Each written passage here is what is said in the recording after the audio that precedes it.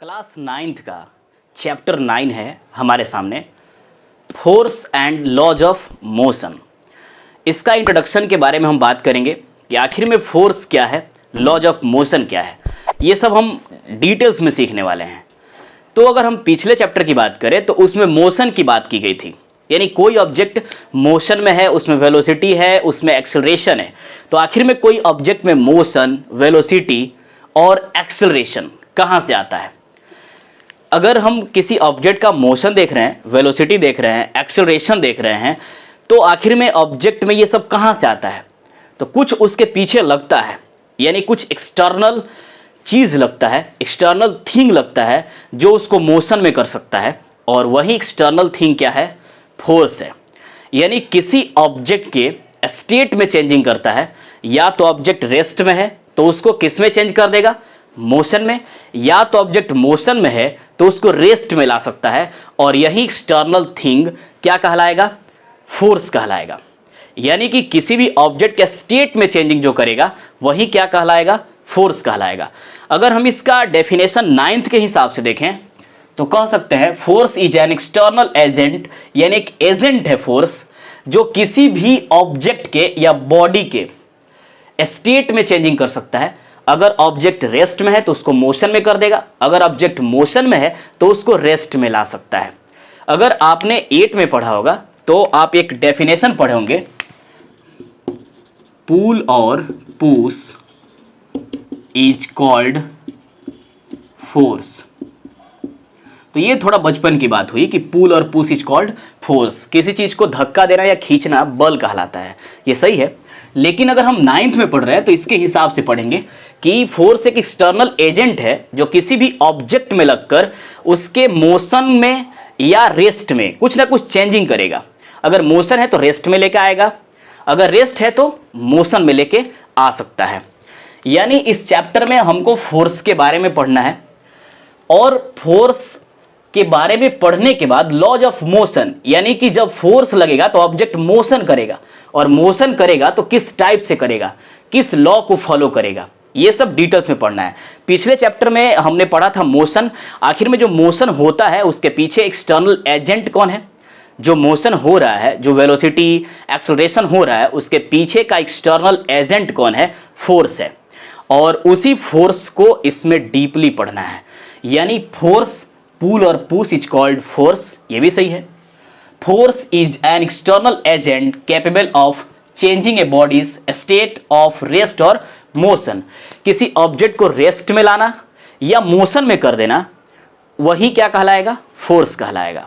जैसे एग्जाम्पल अगर हम देखें,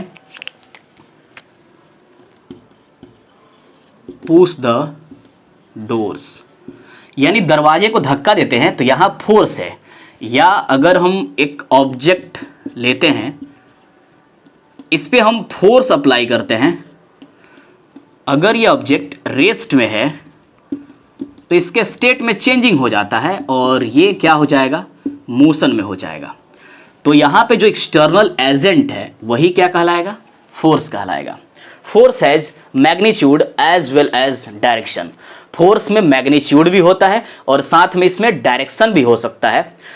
हो सकता है नहीं, होता है। यानी फोर्स में मैग्नीट्यूड भी होता है और डायरेक्शन भी होता है, जिसके कारण फोर्स क्या है? वेक्टर क्वांटिटी है। Force is vector quantity because it has magnitude as well as direction. Force is vector quantity, vector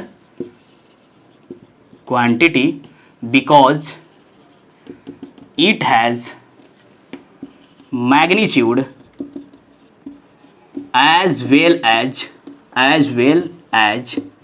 direction। Force क्या है? एक वेक्टर क्वांटिटी है क्योंकि इसके पास मैग्नीट्यूड भी है और साथ में डायरेक्शन भी है। तो अगर हम फोर्स को डिनोट करना चाहें तो कैपिटल लेटर F से डिनोट करते हैं, उसके ऊपर एरो देना होगा ताकि पता चल सके कि फोर्स क्या है? वेक्टर है। अगर हम अगला चीज इसमें लिखना चाहें तो लिख सकते हैं SI unit of force. SI unit of force is Newton. एक महान साइंटिस्ट न्यूटन के नाम पे है। ऐसा यूनिट ऑफ फोर्स क्या है? न्यूटन। और जब भी हम न्यूटन पूरा लिखेंगे तो स्मॉल n से लिखेंगे। साइंटिस्ट नेम वाले का जो भी यूनिट होता है, यानी जो भी यूनिट है जो साइंटिस्ट के नेम पे रखा गया है, तो अगर पूरा लिखना है तो स्मॉल से लिखा जाता है, सिंबल देना है तो कैपिटल N हम देंगे, ऐसे नहीं दे सकते हैं। अगर कोई भी साइंटिफिक नेम है और वो ऐसा यूनिट की तरह काम कर रहा है, तो जब भी सिंबल हम देंगे तो कैपिटल देंगे, हम स्मॉल में नहीं दे सकते हैं। अगर पूरा लिखना है, अगर न्यूटन को पूरा लिखना है तो हम स्मॉल से लिखेंगे। अगर वही एम्पियर जो इलेक्ट्रिक करंट का ऐसा यूनिट है तो वो भी पूरा लिखना है तो स्मॉल से लिखेंगे, सिंबल देना है तो कैपिटल A, क्योंकि ये भी एक साइंटिस्ट नेम है। आगे बढ़ते हैं। ऐसा यूनिट ऑफ फोर्स न्यूटन हो गया।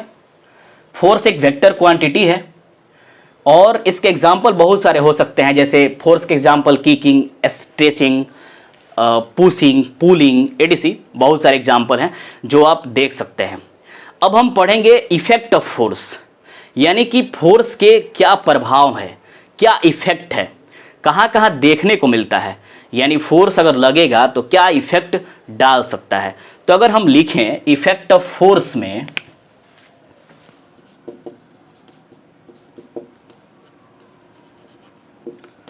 इफेक्ट्स ऑफ फोर्स यानी बल के प्रभाव, तो अगर हम फर्स्ट में लिखें तो लिख सकते हैं चेंज पोजीशन। चेंज पोजीशन यानी पोजीशन में चेंजिंग कर सकता है, यानी अगर हम फोर्स लगाएंगे तो किसी भी ऑब्जेक्ट के पोजीशन में क्या करेगा? चेंजिंग करेगा। जैसे अगर ये बॉल है, इस पे फोर्स अप्लाई होता है तो ये पोजीशन A पे था तो यह पोजीशन B पे चला आएगा, यानी कि इफेक्ट ऑफ फोर्स का फर्स्ट हम कह सकते हैं चेंज पोजीशन, पोजीशन में चेंजिंग ला सकता है। दूसरा चेंज स्पीड, यानी स्पीड में चेंजिंग ला सकता है। अगर हम फोर्स अप्लाई करते हैं तो स्पीड में चेंजिंग ला सकता है। जैसे अगर कोई साइकिल से मूव कर रहा है, अगर वो 2 मीटर पर सेकंड के रफ्तार से जा रहा है, अगर आप उसको धक्का देते हैं तो उसके स्पीड में चेंजिंग हो जाता है, तब उसका स्पीड 5 मीटर पर सेकंड हो जाएगा। तो वहाँ हम कह सकते हैं कि फोर्स स्पीड में चेंजिंग कर सकता है। जैसे अगर कोई बच्चा या कोई आदमी जो 2 मीटर पर सेकंड के रफ्तार से जा रहा है, अगर आप इसको धक्का देते हैं, ऐसे धक्का देना नहीं है इसको, तो ये मूव करेगा और 5 मीटर पर सेकंड के रफ्तार से मूव कर जाएगा, यानी स्पीड इसका चेंज हो जाएगा। और चेंज होने का कारण क्या है? फोर्स। अगर हम थर्ड इसका इफेक्ट देखें, आप इसको अरेंज करके लिख लीजिएगा लास्ट में वीडियो को रोक कर। थर्ड इफेक्ट हम देखें तो लिख सकते हैं चेंज डायरेक्शन। चेंज डायरेक्शन यानी डायरेक्शन में चेंजिंग करता है। फोर्स जब भी लगेगा तो डायरेक्शन में चेंजिंग करेगा। जैसे हम बैडमिंटन खेलते हैं तो अगर हम फोर्स इस डायरेक्शन में लगाते हैं अपने से अपोजिट डायरेक्शन में, तो जो अपोजिट प्लेयर है, जो अपोज में खेल रहा है, मेरे विरोध खेल रहा है, वो भी फोर्स लगाता है तो वो उधर से, यानी कि उधर से प्ले करता है, यानी डायरेक्शन वो चेंज करता है। जैसे अगर यहाँ से कोई बॉल को थ्रो कर रहा है, यहाँ से बॉल को थ्रो कर रहा है, तो यहाँ पे खेलता हुआ प्लेयर ये भी बॉल को अपोजिट थ्रो कर सकता है, तो यहाँ पे फोर्स लगा होगा, यानी दोनों लोग फोर्स लगाए होंगे तभी डायरेक्शन को चेंज कर पा रहे हैं। यानी फोर्स लग जाए तो किसी भी ऑब्जेक्ट में डायरेक्शन में चेंजिंग लाएगा, यानी कोई ऑब्जेक्ट मोशन में है तो उसके डायरेक्शन में चेंजिंग ला सकता है। कौन? फोर्स। अगर हम अगला देखें तो लिख सकते हैं change shape and size. Force लगकर शेप और साइज में चेंजिंग हो जाएगा, यानी फोर्स लगेगा तो शेप और साइज में चेंजिंग ला देगा। जैसे मेरे पास एक स्प्रिंग है, अगर हम दोनों साइड से फोर्स लगाते हैं तो ये प्रेस होगा, यानी कंप्रेस्ड होकर और छोटा शेप में हो जाएगा। तो हम कह सकते हैं कि फोर्स लगेगा तो शेप में और साइज में चेंजिंग होगा। जैसे अगर मेरे पास एक रबड़ है, रबर बैंड है, तो उसको स्ट्रेच करके उसके साइज में हम चेंजिंग ला सकते हैं। और इसका कारण क्या है? एक्सटर्नल एजेंट क्या है? फोर्स। यानी इफेक्ट ऑफ फोर्स क्या क्या हो सकते हैं, फोर्स लगाकर क्या क्या चेंजिंग हम कर सकते हैं। जैसे फर्स्ट, चेंज पोजीशन, पोजीशन में चेंजिंग हम कर सकते हैं। सेकंड, चेंज स्पीड, स्पीड में चेंजिंग कर सकते हैं। थर्ड, चेंज डायरेक्शन, डायरेक्शन में चेंजिंग कर सकते हैं फोर्स लगाएंगे तो।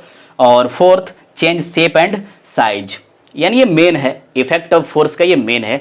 और भी आप कुछ कर सकते हैं फोर्स लगा के, ये काफ़ी है। आप इसको लिख सकते हैं। अगर जो भी डाउट है तो आप कमेंट सेक्शन में कमेंट कीजिएगा। फिर हम आगे फोर्स के टाइप लेकर आएंगे कि आखिर में फोर्स के कितने टाइप हैं, और क्लास 9th में उसको पढ़ना है और बढ़िया से पढ़ना है। तो आप इसको लिख लीजिए। मिलेंगे फिर नेक्स्ट वीडियो में।